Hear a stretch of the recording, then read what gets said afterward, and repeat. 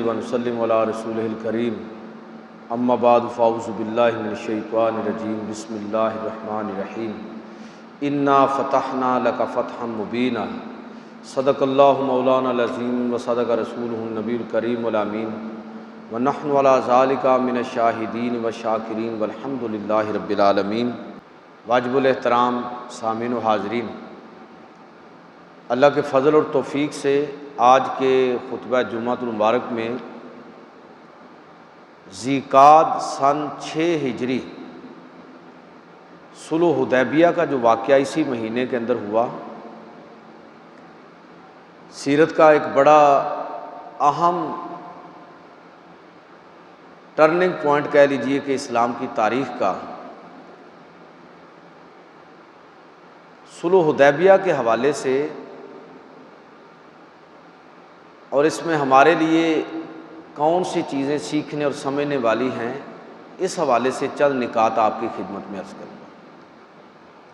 اگر آپ رسول اللہ صلی اللہ علیہ وسلم کی زندگی کا جائزہ لیں تو آپ کو بعض ایسے مواقع اور بعض ایسے لمحات ضرور نظر آئیں گے کہ جس کے بعد ماحول تبدیل ہوتا ہوا آپ کو نظر آئے گا۔ اسلام ایک نئے انداز میں لوگوں کے سامنے آئے گا۔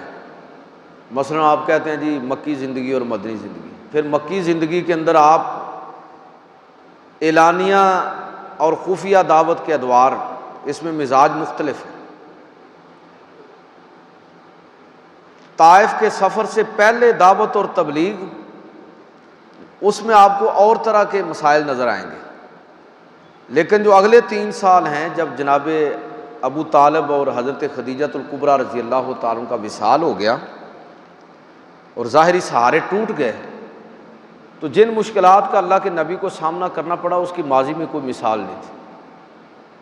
اور ہجرت کے بعد پھر ایک نیا دور شروع ہوا، اور اس میں بھی بدر، احد اور خندق، لیکن خندق کے بعد کفار کا زور ٹوٹا۔ صلح حدیبیہ کو مدنی زندگی کے اندر اسلام کی دعوت اور تبلیغ کے حوالے سے ایک نئے دور کا نقطہ آغاز کہا جا سکتا ہے کہ سب سے بڑا جو مد مقابل تھا قریش، ان کے ساتھ صلح ہو گئی ہے۔ اب اس صلح کے نتیجے میں ماحول بالکل تبدیل ہو گیا۔ یہی وجہ ہے کہ ہمارے سیرت نگار لکھتے ہیں کہ صرف صلح حدیبیہ 6 ہجری میں، مکہ 8 ہجری میں ہوا، ان 2 سالوں کے اندر اتنے لوگ مسلمان ہوئے کہ جس کی ماضی میں کوئی مثال ہی نہیں تھی۔ وجہ کیا تھی کہ جنگیں رک گئیں، میل ملاقات، آپس میں گفتگو کا موقع ملا۔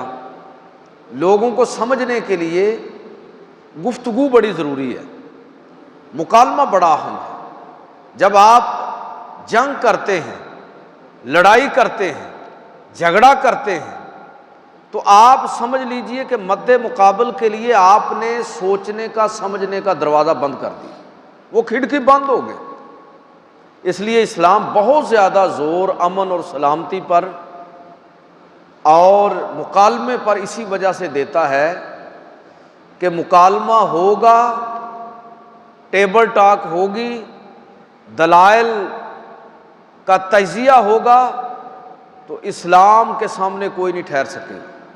اللہ تعالیٰ نے قرآن مجید فرقان حمید کے اندر اپنے پیغمبر سے یہ اسلام کے غلبے کا، قیامت تک غلبے کا وعدہ کیا ہے، اور وہ وعدہ کس بنیاد پر ہے؟ هو الذی ارسل رسولہ بالہدی ودین الحق لیظہرہ علی الدین کلہ، کہ تمام ادیان پر اس کو غالب کرے گا، اور یہ غلبہ قیامت تک کے لیے ہے۔ لیکن یہ غلبہ جنگ کے ذریعے ہوگا، اس کا کوئی وعدہ نہیں کیا۔ یہ غلبہ اصل میں دلائل کا غلبہ ہے، مکالمے کا غلبہ ہے، گفتگو کے ذریعے تو صلح حدیبیہ جو ہے یہ تو اللہ کے نبی صلی اللہ علیہ وسلم نے ایک ایسا موقع جو ہے وہ پیدا فرمایا، اور بڑی حکمت کے ساتھ آپ نے قریش کے ساتھ جو صلح فرمائی، جو اسلام کے آنے والے دور میں پھیلاؤ میں جس نے بڑا بنیادی کردار ادا کیا۔ یہ صلح حدیبیہ کے جو واقعات ہیں بالکل اختصار کے ساتھ میں عرض کر کے اس میں سے جو اصل چیز ہمارے سمجھنے والی ہے، جو اسباق ہمیں لینے ہیں ان پر انشاءاللہ میں بات کروں گا۔ یہ ہجرت کا 6واں سال ذی القعدہ کا مہینہ کہ اللہ کے نبی صلی اللہ علیہ وسلم نے خواب میں دیکھا کہ آپ بیت اللہ شریف کا طواف کر رہے ہیں۔ صحابہ کرام کو خواب سنایا۔ اللہ کے نبی کا خواب جھوٹا نہیں ہوتا، عام آدمی کی بات اور ہے، پیغمبر کا خواب بھی وہی ہوتا ہے۔ یہ اشارہ تھا کہ اللہ کے نبی اور آپ کے اصحاب عن قریب بیت اللہ کے طواف سے اور اس کی زیارت سے مشرف ہونے والے ہیں۔ حضور نے اعلان فرمایا کہ عمرے کے لیے جا رہے ہیں، جوگ در جوگ لوگ جمع ہو گئے۔ ظاہر ہے کہ جنگیں ہو رہی تھیں، 6 سال کا عرصہ گزر چکا تھا بیت اللہ کو چھوڑے ہوئے۔ لوگوں کی خواہش تھی کہ اپنے وطن بھی جائیں، بیت اللہ کی زیارت بھی کریں۔ اللہ کے نبی صلی اللہ علیہ وسلم کے ساتھ کوئی لگ بھگ 1400 صحابہ جو ہے وہ اکٹھے ہو گئے، اور یہ تاثر دینے کے لیے کہ جنگ کے لیے نہیں آ رہے، عبادت کے لیے آ رہے ہیں۔ سفری تلواریں لی ہیں جو حفاظت کے لیے ہوتی ہیں، سامان حرب ساتھ نہیں ہے، اس کی جگہ پر قربانی کے جانور ہیں۔ ذوالحلیفہ کے مقام سے آگے پھر احرام بھی باندھا ہوا ہے۔ یہ ماحول ہے جس میں اللہ کے نبی صحابہ کے ساتھ مکہ مکرمہ کی طرف جا رہے ہیں۔ اب ظاہر ہے کہ 1400 صحابہ، اتنا بڑا سفر، بات چھپ تو سکتی نہیں تھی، تو خبریں وہاں تک بھی پہنچنا شروع ہو گئی کہ مسلمان مکہ مکرمہ کی طرف بڑھ رہے ہیں۔ قریش کو یہ خبر بھی مل گئی۔ اللہ کے نبی صلی اللہ علیہ وسلم نے اس وقت صحابہ کرام کے ساتھ مشورہ کیا، اور پھر ایک شخص کو خاص طور پر بشر بن سفیان کو قریش کی طرف بھیجا کہ وہاں کے حالات کی خبر دے کہ وہاں وہ لوگ کیا تیاری کر رہے ہیں۔ اس نے واپس آ کر اطلاع دی کہ وہ تو جنگ کی تیاری کر رہے ہیں۔ نبی صلی اللہ علیہ وسلم نے صحابہ سے مشورہ کیا کہ اب کیا کیا جائے، ہم تو عمرے کے لیے جا رہے ہیں اور وہ آگے جنگ کرنا چاہتے ہیں۔ حضرت ابوبکر صدیق رضی اللہ تعالیٰ نے مشورہ دیا کہ اللہ کے رسول آپ آگے بڑھتے رہیے، ہم عمرے کے لیے جا رہے ہیں تو ہمیں کسی چیز کی پرواہ نہیں کرنی چاہیے۔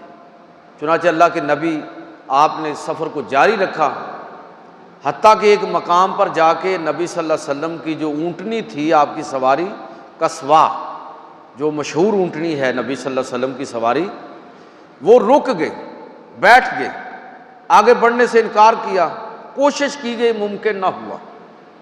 حضور نے فرمایا کہ اس کو رہنے دو، اس کو اسی ذات نے روکا ہے جس ذات نے ابرا کے ہاتھیوں کو روکا تھا۔ صحابہ وہاں ٹھہرے، مشورہ ہوا، خبریں ملی کہ خالد بن ولید جو ابھی مسلمان نہیں ہوئے تھے، وہ ایک دستے کے ساتھ، گھڑ سواروں کے ایک دستے کے ساتھ صحابہ کرام کو اور اللہ کے نبی کو روکنے کے لیے اسی طرف آ رہے ہیں۔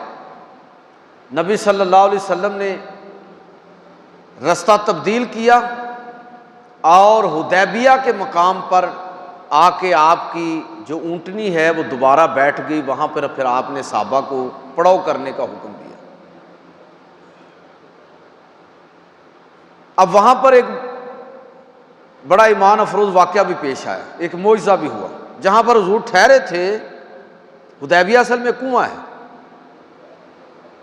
جس میں بڑا تھوڑا سا پانی تھا، تھوڑا تھوڑا پانی سمتا تھا، اور زیادہ لوگوں کے لیے وہ بالکل ہی ناکافی، تو 1400 لوگ، جلدی ختم ہو گیا۔ صحابہ نے حضور کی بارگاہ میں عرض کی کہ اللہ کے رسول پانی تو ختم ہو گیا ہے۔ تو نبی کریم صلی اللہ علیہ وسلم نے فرمایا کہ اگر کوئی بچا کچا پانی ہو تو وہ لے آؤ۔ حضور کی بارگاہ میں پانی پیش کیا گیا، آپ نے اپنا دست مبارک اس میں ڈالا، اپنا لعاب دہن اس میں ڈالا اور فرمایا کہ اس کو کنویں کے اندر ڈال دو اور تھوڑا انتظار کرو۔ جب وہ پانی کنویں کے اندر ڈالا گیا تو صحابہ کہتے ہیں کہ تھوڑی ہی دیر کے بعد وہ کنواں جو بالکل خشک تھا، اس طرح پانی کے چشمے اس سے پھوٹے کہ اس کے کناروں سے باہر پانی نکل کھڑا ہوا۔ 1400 صحابہ اور ان کی سواریوں نے وہاں سے پانی پیا۔ اللہ کے پیغمبر صلی اللہ علیہ وسلم کا یہ معجزہ لوگوں نے کھلی آنکھوں کے ساتھ دیکھا۔ اللہ کے نبی وہاں تشریف فرما تھے۔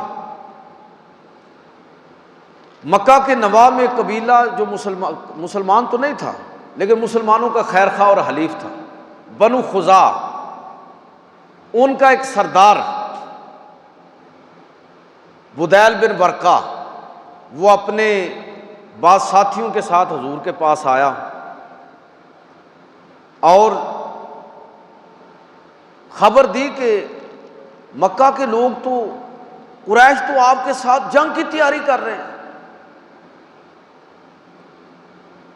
اور اس نے دیکھ لیا کہ اللہ کے پیغمبر اپنے ساتھیوں کے ساتھ تو بالکل ہی عمرہ کے لیے آئے ہیں، جنگ کا تو کوئی ارادہ ہی نہیں ہے۔ سواریاں بھی دیکھ لیں، احرام بھی دیکھ لیے، ہتھیار بھی دیکھ لیے، تو وہ کہنے لگا کہ آپ کے ارادے تو صرف عبادت کے ہیں، لیکن ادھر قریش وہ تو پوری جنگ کی تیاری کر رہے ہیں،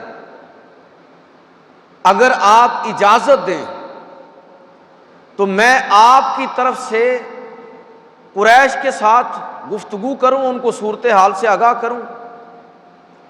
اللہ کے نبی صلی اللہ علیہ وسلم نے اجازت دے دی۔ ذرا غور کرنا ہے آپ نے کہ اجازت کس کو دی جا رہی ہے، سفیر کس کو بنایا جا رہا ہے، جاسوسی کے لیے کس کو بھیجا؟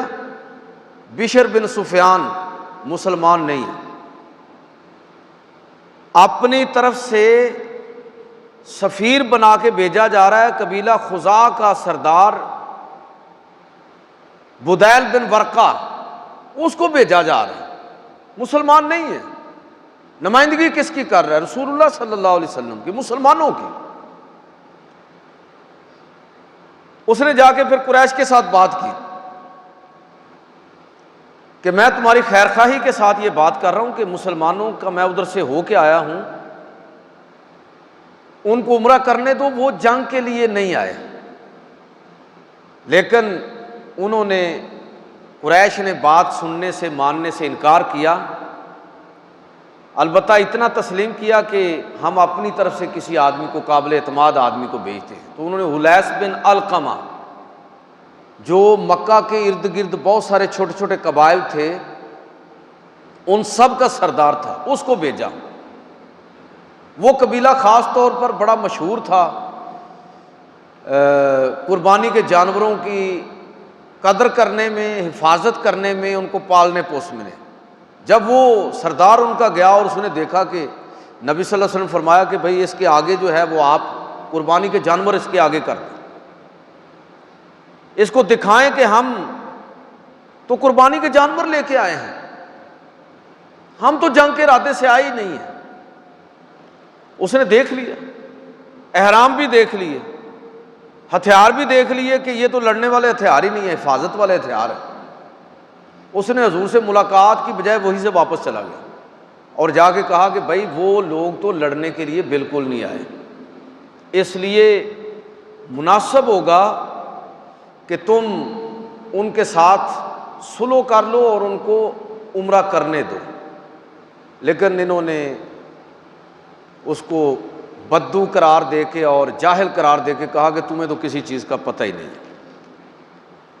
لیکن ان کے درمیان ایک تشویش دوڑ گئی کہ یہ صورتحال اب کس طرح اس کا حل کیا جائے۔ عروہ بن مسعود ثقفی کو منتخب کیا کہ آپ جائیے اور صورتحال کا جائزہ لیجیے، پھر جس طرح آپ کی رائے ہوگی اسی طرح ہم کر لیں گے۔ تو یہ عروہ بن مسعود، انہوں نے انکار کیا، بعد میں یہ مسلمان ہو گئے۔ اس وقت تو ظاہر ہے یہ سارے غیر مسلم ہی تھے۔ انہوں نے کہا کہ نہیں، تم نے پہلے 2 سفیروں کا جو حال کیا میرا بھی یہی کرو گے۔ تو انہوں نے کہا نہیں، ہم آپ کو عقل مند سمجھتے ہیں، دانا اور سیانہ آدمی سمجھتے ہیں، آپ جائیں اور صورتحال کا جائزہ لیں۔ اب یہ عروہ بن مسعود جو ہیں یہ مسلمانوں کے پڑاؤ میں گئے، اور جو منظر انہوں نے وہاں دیکھا وہ پھر انہوں نے آ کے ان لوگوں کے سامنے بیان کیا۔ عروہ بن مسعود نے ان کو بتایا کہ ایک تو بات بالکل واضح ہے کہ یہ لوگ جنگ کے لیے نہیں آئے، ان کے پاس قربانی کے اونٹ ہیں، ان لوگوں نے احرام باندھے ہوئے ہیں، ان کے پاس چھوٹے ہتھیار ہیں، اور یہ جنگ کے لیے تو بالکل نہیں آئے۔ لیکن میں تمہیں ایک اور بات بھی بتانا چاہتا ہوں جس کا مشاہدہ وہاں پر میں نے کیا ہے، اور وہ یہ ہے کہ تم جانتے ہو میرے بارے میں کہ میں روم اور ایران کے بادشاہوں کے درباروں کے اندر گیا ہوں، مجھے نجاشی کے دربار میں بھی جانے کا موقع ملا ہے، میں دنیا کے بڑے بڑے حکمرانوں، بڑے بڑے گورنروں اور امال کے درباروں میں گیا ہوں، لیکن میں پوری دیانتداری سے تم کو یہ بات بتانا چاہتا ہوں کہ جو منظر وہاں پر میں نے دیکھا ہے کسی اور جگہ یہ منظر میں نے نہیں دیکھا۔ میں نے دیکھا کہ مسلمانوں کے پیغمبر لوگ ان کے لعاب دہن کو بھی زمین پر نہیں گرنے دیتے،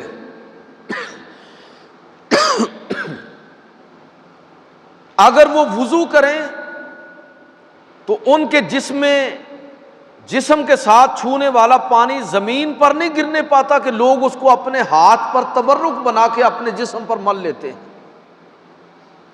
میں نے دیکھا کہ جب وہ بات کرتے ہیں تو لوگ ہمتن گوش ہو کے ان کی بات کو سنتے ہیں۔ میں نے دیکھا کہ جب وہ کوئی حکم دیتے ہیں تو لوگ ان کے حکم کی بجا آوری کے لیے دوڑ پڑتے ہیں۔ یاد رکھنا، اگر یہ لوگ اپنے رہنما سے، اپنے قائد سے اس درجے کی محبت رکھتے ہیں تو یاد رکھنا کہ اس تک تمہاری تلواریں پہنچنے سے پہلے اتنی بڑی تعداد کو تمہیں قتل کرنا ہوگا، اور اتنی بڑی تعداد کو قتل کرنے سے پہلے یہ ذہن میں رکھ لینا کہ نامعلوم تم میں سے کتنے لوگ قتل ہو جائیں، بہتر ہے کہ سلو کر لو، جنگ سے باز آ جاؤ۔ اس نے جو منظر دیکھا تھا وہ سارے کا سارا بیان کر دیا اور اپنا مشورہ بھی دے دیا۔ چنانچہ پھر تھوڑی سی برف پگھلی، اسی دوران ایک اور بڑا عجیب واقعہ پیش آیا جس سے قریش کو اور زیادہ اندازہ ہوا کہ صلح کے بغیر کوئی چارہ نہیں۔ نبی کریم صلی اللہ علیہ وسلم نے حضرت عثمان غنی رضی اللہ تعالیٰ عنہ کو مکہ کے اندر بھیجا کہ آپ جائیے، آپ کے خاندان کے لوگ ادھر ہی ہیں، آپ ان کی پناہ میں چلے جائیں، ان کے ذریعے سے سارے لوگوں کے ساتھ بات کریں کہ ہم عمرے کے لیے آئے ہیں، جنگ کے لیے نہیں آئے۔ حضرت عثمان غنی گئے، ملنے ملانے میں کچھ وقت زیادہ لگ گیا، لیکن ادھر افواہ یہ پھیل گئی کہ جو آپ کو دیر ہوئی ہے تو ممکن ہے کہ قریش نے آپ کو شہید کر دیا ہو۔ اس افواہ کا پھیلنا تھا کہ اللہ کے پیغمبر صلی اللہ علیہ وسلم نے صحابہ کرام کو اکٹھا کیا۔ حضرت عمر رضی اللہ تعالی عنہ نے اعلان کیا، لوگوں اللہ کے نبی کی بارگاہ میں حاضر ہو جاؤ، رسول اللہ صلی اللہ علیہ وسلم تم سے بیعت لینا چاہتے ہیں۔ سارے صحابہ جمع ہوئے، نبی کریم صلی اللہ علیہ وسلم کے ہاتھ پر بیعت کی۔ وہ بیعت کیا تھی کہ جب تک ہم خون عثمان کا بدلہ نہیں لے لیں گے اس وقت تک یہاں سے ٹلیں گے نہیں۔ اب یہ خبر جب مکہ میں پہنچی تو ان کو سمجھ آ گئی کہ اب یہ تو جنگ ہو کے رہے گی، اگر ہم نے جو مسلمان جتنے کمیٹڈ ہیں تو یہ تو ممکن نہیں ہے۔ اگر ایک آدمی کی جان بچانے کے لیے سارے موت پر بیعت کرنے کے لیے تیار ہو گئے ہیں تو یہ کیسے ممکن ہے کہ ہم ان سب لوگوں کو ختم کیے بغیر معاذ اللہ محمد رسول اللہ صلی اللہ علیہ وسلم پر غلبہ پا لیں۔ صحابہ کرام کی اس محبت کو اسلام کے لیے، خدا اور خدا کے رسول کے لیے مر مٹنے کے اس جذبے کو اللہ رب العزت نے کتنے خوبصورت انداز میں قرآن مجید کے اندر خراج تحسین پیش کیا کہ جب صحابہ نے حضور کے ہاتھ پر موت کی بیعت کی تو اللہ تعالیٰ نے قرآن مجید فرقان حمید سورہ فتح کی آیت نمبر 18 یہ فرمایا لقد رضی اللہ عن المؤمنین اذ یبایعونک تحت الشجرہ، کہ اللہ ان لوگوں سے، مومنین سے راضی ہو گیا جنہوں نے درخت کے نیچے آپ کے دست اقدس پر بیعت کی ہے۔ آپ ذرا غور فرمائیں کہ اللہ تعالیٰ ان لوگوں سے راضی ہو گیا، یہ راضیہ ماضی کا صیغہ ہے، لقد رضی اللہ عن المؤمنین۔ اگر اللہ تعالیٰ یہ فرماتا کہ جن لوگوں نے رسول اللہ صلی اللہ علیہ وسلم کے ہاتھ پر بیعت کی ہے اللہ ان پر راضی ہو جائے گا، اللہ ان پر اپنا فضل کرے گا، اللہ ان کو بخش دے گا، تو تب بھی ٹھیک تھا، لیکن اس کی بجائے ماضی کا صیغہ استعمال کیا۔ جس طرح ہمارے محاوروں کے اندر، ہماری گفتگو کے اندر، آپ جب کسی آدمی کو یقین دلانا چاہتے ہیں، کوئی آدمی آپ سے کہے کہ یار میرا یہ کام کروا دو، تو آپ اس کو کہتے ہیں کہ ٹھیک ہے جی میں انشاءاللہ کروا دوں گا، کوئی مسئلہ نہیں ہے، آپ کا یہ کہنا بھی کافی ہوتا ہے۔ لیکن آپ جب اس شخص کو انتہا درجے کا یقین دلانا چاہتے ہیں تو پھر آپ اس کو کہتے ہیں کہ یار یہ سمجھو ہو گیا، حالانکہ ابھی ہوا نہیں ہوتا، آپ کہتے ہیں ہو گیا بس۔ اس کا مطلب یہ ہے کہ آپ حتمی اور یقینی طور پر اس کام کے ہونے کا یقین دلا رہے ہوتے ہیں۔ تو جن صحابہ نے حضور کے ہاتھ پر بیعت کی، جن کی تعداد 1400 ہے، اللہ تعالیٰ ان کے بارے میں یہ نہیں فرما رہا کہ اللہ ان سے راضی ہو جائے گا، ان کو معاف کر دے گا، ان کی بخشش کر دے گا، نہیں، فرمایا کہ اللہ ان سے راضی ہو گیا، اللہ تعالیٰ نے ان کے لیے جنت کا فیصلہ کر دیا۔ یہ وہ لوگ ہیں کہ جن سے اللہ تعالیٰ اپنی رضامندی کا اعلان فرما رہا ہے۔ کس بنیاد پر؟ کہ وہ اسلام، پیغمبر اسلام، دین اسلام کے لیے، اللہ کی نام کی حرمت کے لیے اپنی جان، مال، عزت و آبرو سب کچھ قربان کرنے کے لیے تیار ہے۔ میں اکثر یہ بات عرض کیا کرتا ہوں کہ صحابہ کی اصل عظمت یہ نہیں ہے کہ ہم ان کو ما فوق البشر ثابت کریں، ان کی اصل عظمت یہ ہے کہ جب بھی ان کو اسلام کے لیے بلایا گیا قربانی دینے کے لیے تو وہ اسلام کے لیے سب کچھ قربان کرنے کے لیے تیار ہو گئے۔ اگر ان کو کبھی ان کی غلطی پر آگاہ کیا گیا تو انہوں نے ایسا سرنڈر کیا، ایسا رجوع کیا اللہ کی طرف، اور انہوں نے ایسی توبہ کی کہ جس کی کوئی مثال آپ کو نہیں ملے گی۔ صحابہ کی اصل عظمت اور اصل شان یہ ہے۔ تو اللہ تعالیٰ نے اعلان فرمایا لقد رضی اللہ عن المؤمنین اذ یبایعونک تحت الشجرہ، کہ اللہ ان لوگوں سے راضی ہو گیا جنہوں نے درخت کے نیچے آپ کے دست اقدس پر بیعت کی ہے۔ ید اللہ فوق ایدیہم، ان کے ہاتھ پر اللہ کا ہاتھ ہے۔ رسول اللہ صلی اللہ علیہ وسلم کے ہاتھ پر وہ بیعت کر رہے ہیں، اور رسول اللہ صلی اللہ علیہ وسلم کے ذریعے گویا کہ وہ اللہ کے ہاتھ پر بیعت کر رہے ہیں جس طرح کہ اللہ کی شان کے لائق ہے۔ تو یہ منظر، یہ جب صورتحال قریش تک پہنچی تو اس وقت قریش نے پھر مناسب سمجھا کہ صلح کر لی جائے۔ چنانچہ سہیل بن عمر یہ قریش کی طرف سے آئے، بعد میں اللہ نے ان کو بھی اسلام نصیب فرما دیا، تو یہ قریش کے سفیر بنے، گفتگو ہوئی، نبی کریم صلی اللہ علیہ وسلم نے حضرت علی رضی اللہ تعالیٰ کو معاہدہ لکھنے کا حکم دیا۔ حضرت علی نے صلح حدیبیہ لکھا۔ پہلی سطر یہ تھی کہ بسم اللہ الرحمن الرحیم۔ تو سہیل بن عمر جو قریش کا سفیر ہے اس نے اعتراض کیا کہ ہم کسی رحمان رحیم کو نہیں مانتے، ہم نہیں جانتے رحمان کون ہے رحیم کون ہے، اسی طرح لکھیں جس طرح ہمارے ہاں لکھا جاتا ہے بِاسْمِكَ اللہم۔ تو نبی کریم صلی اللہ علیہ وسلم نے حضرت علی سے کہا کہ بسم اللہ الرحمن الرحیم رہنے دو، یہی لکھ لو جو یہ کہہ رہے ہیں، بے اسمک اللہم، کہ اللہ کے نام سے۔ دوسری سطر لکھی جا رہی ہے کہ یہ معاہدہ محمد رسول اللہ صلی اللہ علیہ وسلم اور قریش کے درمیان ہے۔ حضرت علی نے لکھ دیا کہ یہ معاہدہ قریش اور محمد رسول اللہ صلی اللہ علیہ وسلم کے درمیان ہے۔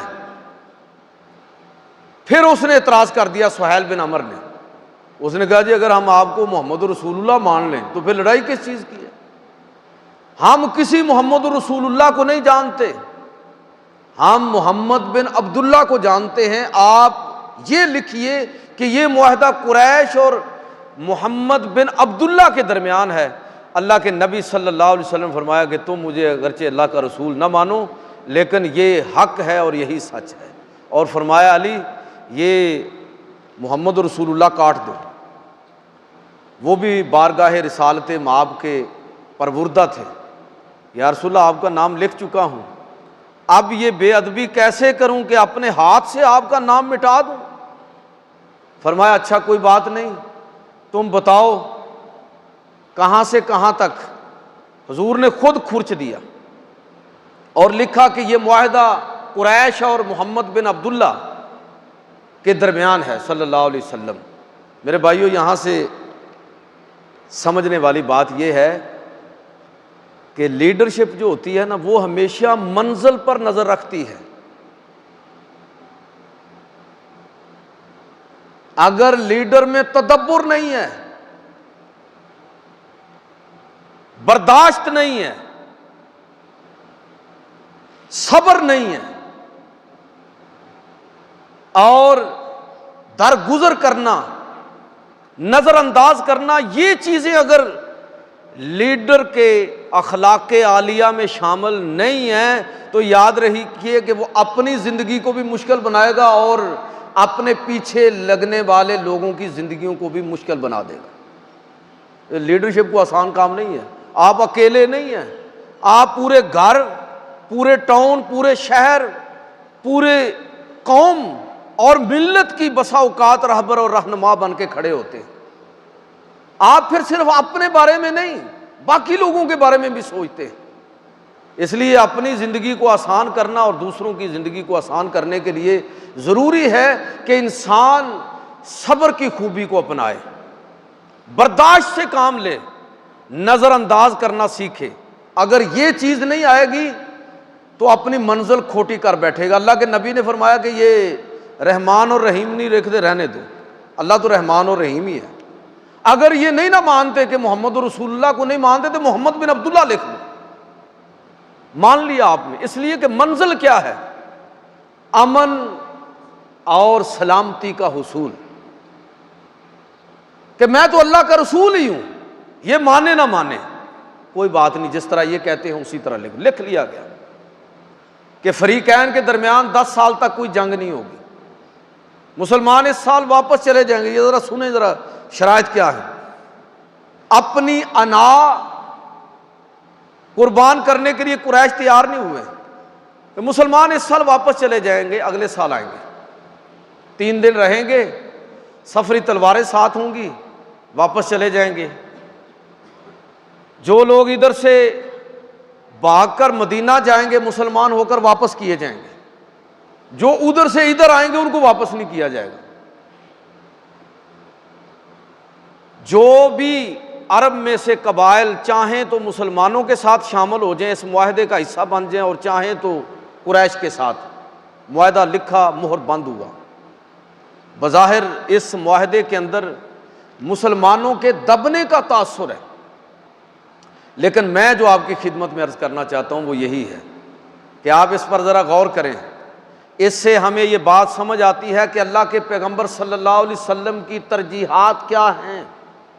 یاد رکھیے جب آپ جنگ کرتے ہیں، لڑائی اور جھگڑا کرتے ہیں، کسی کو اپنا مد مقابل بناتے ہیں تو آپ اس سے بات نہیں منوا سکتے، اس کو بات نہیں سمجھا سکتے، وہ تو آپ کا فریق بن کے کھڑا ہے۔ اس لیے اسلام سلامتی، ایمان، امن۔ اسلام اور ایمان کی جب ہم بات کریں تو مطلب ہی اس کا امن اور سلامتی بنتا ہے۔ اس لیے اسلام میں مناظرے شناظرے کوئی نہیں ہوتے۔ یہ جو ہوتے ہیں نا شعلہ بیان خطیب، اور دھواں نکل رہا ہے ان کے نتنوں سے بھی اور ان کی گفتگو سے بھی، آگ لگانے والی گفتگو، اس کا کوئی تصور نہیں ہے اسلام میں۔ اگر آپ دعوت اور تبلیغ، اگر آپ دین سننا چاہتے ہیں، دین سیکھنا چاہتے ہیں، تو اس میں لڑائی والی بات ممکن ہی نہیں ہے۔ اللہ کے نبی صلی اللہ علیہ وسلم نے ایسی شرائط پر سلو کر لی جس میں بظاہر مسلمانوں کے دبنے کا تاثر پیدا ہوتا ہے۔ ابھی سلو ہوئی، مسلمانوں نے قربانیاں کی، ادھر ہی احرام کھولے، اللہ تعالیٰ کی طرف سے سورہ فتح نازل ہو گئی، انا فتحنا لک فتحا مبینا۔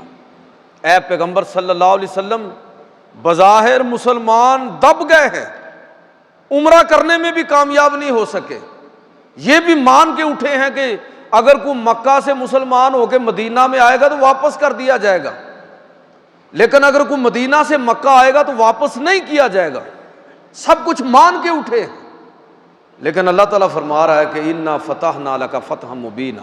اے پیغمبر صلی اللہ علیہ وسلم، اے محبوب، ہم نے آپ کو فتح مبین عطا فرمائی، اس لیے کہ اسلام اپنے پھیلاؤ کے لیے جس طرح کے ماحول کا خواہاں ہے، وہ امن کا ماحول ہے، وہ باہم گفتگو اور مکالمے کا ماحول ہے، وہ دلائل کے تبادلے اور تجزیے کا ماحول ہے۔ جب جب یہ ماحول بنے گا اسلام آگے بڑھے گا۔ میں اکثر عرض کیا کرتا ہوں کہ اگر ہم عالم مغرب اور دنیا تک اسلام پہنچانا چاہتے ہیں تو اس کا آج کے دور میں اس کا بہترین طریقہ یہ ہے کہ اسلام کو عقلی بنیادوں پر، علمی بنیادوں پر، دلائل کے ساتھ مزین کر کے دنیا کے سامنے پیش کرے۔ یہ دور اسلام کے پھیلاؤ کا بہترین دور ہے اگر ہم اسلام کو صحیح معنوں میں دنیا کے سامنے پیش کریں۔ لیکن بدقسمتی سے اسلام کی تو ہم تبلیغ ہی نہیں کرتے۔ ہمارے لوگ جو یورپ میں جاتے ہیں تو وہاں جا کے بھی وہ دیوبندی ہوتے ہیں، بریلوی ہوتے ہیں، اہل حدیث ہوتے ہیں، شیعہ ہوتے ہیں، اسلام کی دعوت نہیں دیتے، اپنے اپنے مسلک کو پھیلانے کے چکر میں ہوتے ہیں۔ اور وہاں جو لوگ مسلمان ہوتے ہیں وہ ہمارے مبلغین کے ذریعے کم اور زیادہ تر خود قرآن مجید کو پڑھ کے اور رسول اللہ صلی اللہ علیہ وسلم کی سیرت کو پڑھ کے لوگ خود بخود مسلمان ہو رہے ہیں۔ ہمارے تو کرتوت ہی ایسے نہیں ہے، ہمارا تو انداز ہی ایسا نہیں ہے، ہمارا تو اسلوب ہی ایسا نہیں ہے کہ جس سے لوگ متاثر ہو کر اسلام کی طرف آئیں۔ بہرحال یہ معاہدہ، اس کے اندر بہت ساری چیزیں جو ہیں ہمارے سمجھنے والی ہیں۔ دو تین باتیں میں صرف عرض کرتا ہوں۔ نبی صلی اللہ علیہ وسلم نے قریش کی خبر لینے کے لیے کس کو بھیجا؟ غیر مسلم کو۔ ایک غیر مسلم کو نبی صلی اللہ علیہ وسلم نے، بشر بن سفیان، اس کو بھیجا کہ ذرا قریش کی خبر لے کے آؤ۔ اپنا سفیر کس کو بنا کے بھیجا؟ بدیل بن ورقا، جو مسلمان نہیں ہے۔ اللہ کے نبی ہمیں یہ بتا رہے ہیں، سمجھا رہے ہیں کہ ریاست تنگ نظر نہیں ہوتی، تنگ دل نہیں ہوتی، وہ غیر مسلم سے بھی مدد لے سکتی ہے، وہ غیر مسلم کو بھی ذمہ داری سونپ سکتی ہے۔ آپ اندازہ کریں کہ جس پیغمبر کی تعلیم یہ ہے، یہ تو میں نے صلح حدیبیہ کا آج موضوع ہے، ذیقعد کی مناسبت کے ساتھ کہ اسی مہینے کے اندر یہ واقعہ پیش آیا، ورنہ میں آپ کو کتنی مثالیں دے سکتا ہوں کہ کتنے مواقع پر اللہ کے پیغمبر نے غیر مسلموں سے باقاعدہ مدد لی ہے۔ چاہے وہ بدر کا موقع ہو کہ ہمارے بچوں کو ہنر سکھا دو، انہوں نے دین تو نہیں نہ سکھانا تھا، کوئی ہنر ہی سکھانا تھا، کوئی فن ہی سکھانا تھا۔ اللہ کے نبی نے نجاشی کے دربار کے اندر عمر بن امیہ الدمری کو بھیجا، مسلمان نہیں تھے، بعد میں مسلمان ہو گئے، ان کو سفیر بنا کے بھیجا۔ میرا کہنے کا مطلب یہ ہے کہ اسلامی ریاست کتنی وسعت نظر رکھتی ہے، لوگوں کی صلاحیتوں سے کس طرح کام لینا چاہتی ہے۔ اگر لوگوں کا حال یہ ہو کہ غیر مسلم تو بڑی دور کی بات ہے، وہ اپنے لوگوں کے اندر بھی لوگوں سے بھی کام لینے سے بدقسمتی سے محروم رہ جائیں، کسی سیاسی عصبیت کی وجہ سے، کسی مذہبی عصبیت کی وجہ سے، کسی دوسری عصبیت کو بنیاد بنا کے، تو اس سے زیادہ ناکام ریاست کون سی ہوگی؟ ایک چیز تو ہمیں یہ سمجھ آتی ہے۔ دوسری چیز جو میں سمجھتا ہوں کہ اس موقع پر ہمیں سمجھنے کی اور سیکھنے کی ضرورت ہے کہ صحابہ کرام نے ہمیں یہ بات اپنے عمل کے ذریعے سمجھائی کہ قرآن مجید فرقان حمید سے اللہ کے رسول کی محبت ثابت ہے، محبت رسول قرآن سے ثابت ہے۔ محبت کا اظہار کیسے کرنا ہے یہ قرآن سے ثابت نہیں ہے، اس کے مختلف انداز ہو سکتے ہیں، اپنے اپنے انداز میں، اپنے اپنے کلچر کے مطابق لوگ رسول اللہ صلی اللہ علیہ وسلم سے اپنی محبت کا اظہار کر سکتے ہیں۔ قرآن میں لکھا ہوا ہے کہ نبی اگر وضو کرے تو وضو کے قطرات کو نیچے نہیں گرنے دینا، یہ قرآن میں کہیں نہیں لکھا ہوا، صحابہ نے کیا۔ اللہ کے نبی نے کبھی زندگی میں یہ حکم نہیں دیا کہ لوگوں اگر میں وضو کروں تو پانی نیچے نہیں گرنے دینا، نہ قرآن میں لکھا ہوا ہے نہ اللہ کے نبی کا حکم ہے، صحابہ نے کیا۔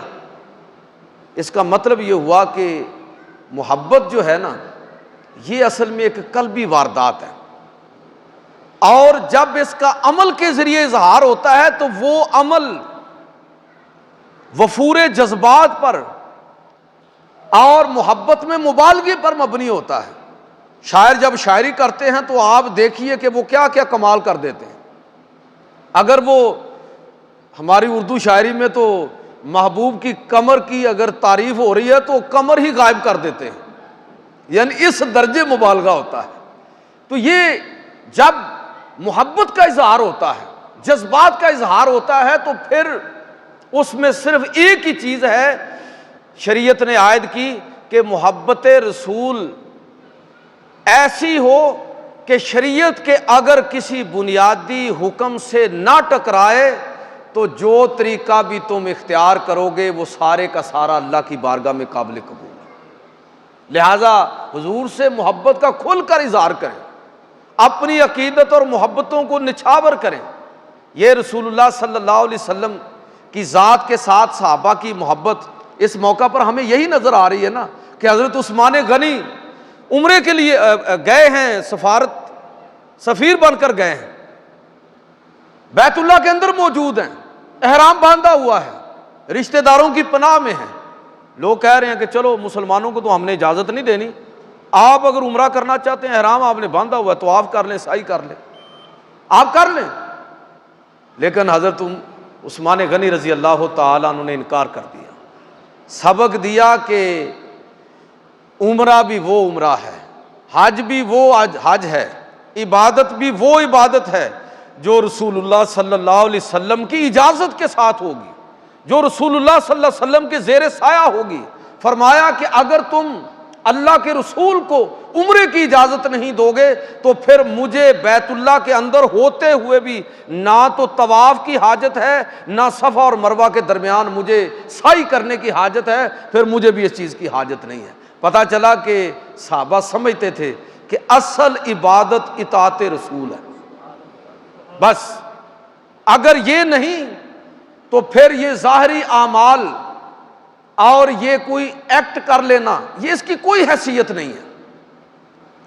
تیسری بات جو ہمیں سمجھ آتی ہے اس موقع پر وہ یہ بھی ہے کہ صحابہ کرام نے جس انداز میں اسلام کے لیے، پیغمبر اسلام کے لیے اپنے آپ کو نچھاور کیا اور جن مشکلات کا سامنا کیا، یہ بات بھی ہمارے سامنے آتی ہے کہ اللہ تعالیٰ جب کسی بات کا فیصلہ کر لیتا ہے تو اس کے اسباب پیدا کرنا یہ اللہ تعالیٰ اپنے ذمے لے لیتا ہے، ہمارا کام کوشش کرنا ہے، اسباب یہ اللہ تعالیٰ خود پیدا فرمائے گا۔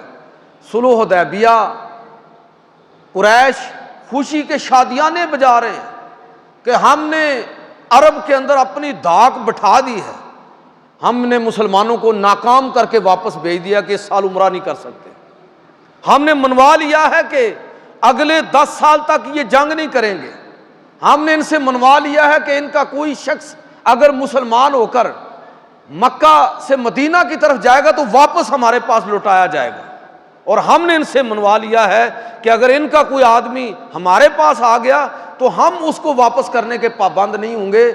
یہ ہم نے اپنی طاقت اور برتری کو پوری طرح منوا لیا ہے، اپنی دھاک بٹھا دی ہے۔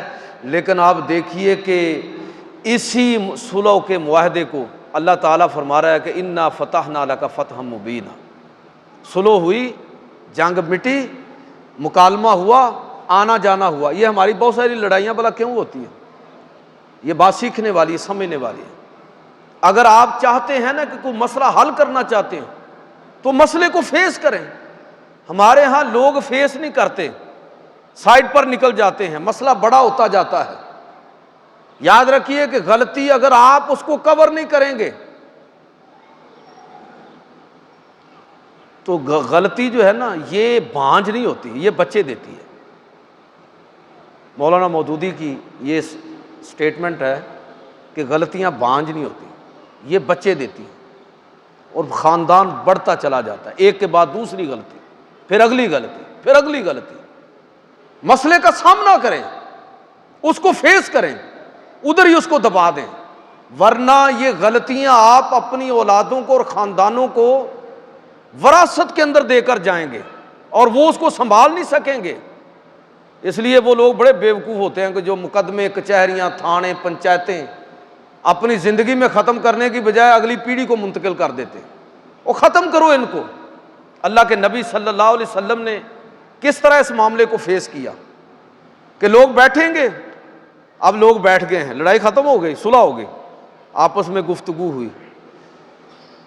سیرت نگار لکھتے ہیں کہ ان 2 سالوں میں 6 میں صلح حدیبیہ ہوئی، 8 میں مکہ فتح ہوا، 2 سالوں میں اتنے لوگ مسلمان ہوئے، مکالمہ، گفتگو، اس کے نتیجے میں کہ پچھلے 21 سال کے اندر، 19 سال کے اندر اتنے لوگ مسلمان نہیں ہوئے تھے جتنے ان 2 سالوں کے اندر لوگ مسلمان ہوئے۔ آپس میں گفتگو کیا کریں، میں آپ سے کہہ رہا ہوں، آپس میں مکالمہ کیا کریں۔ اگر کسی کے ساتھ کوئی مسئلہ ہے تو اس سے گفتگو کریں، ادھر ادھر سے بات سننے کے بجائے اس کے ساتھ ڈائریکٹ بات کریں، بہت ساری چیزیں حل ہو جائیں گی۔ اللہ کے نبی صلی اللہ علیہ وسلم، جو بات میں عرض کرنا چاہتا ہوں وہ یہ ہے کہ اللہ کے نبی صلی اللہ علیہ وسلم جو کرنا چاہتے تھے آپ کر رہے تھے۔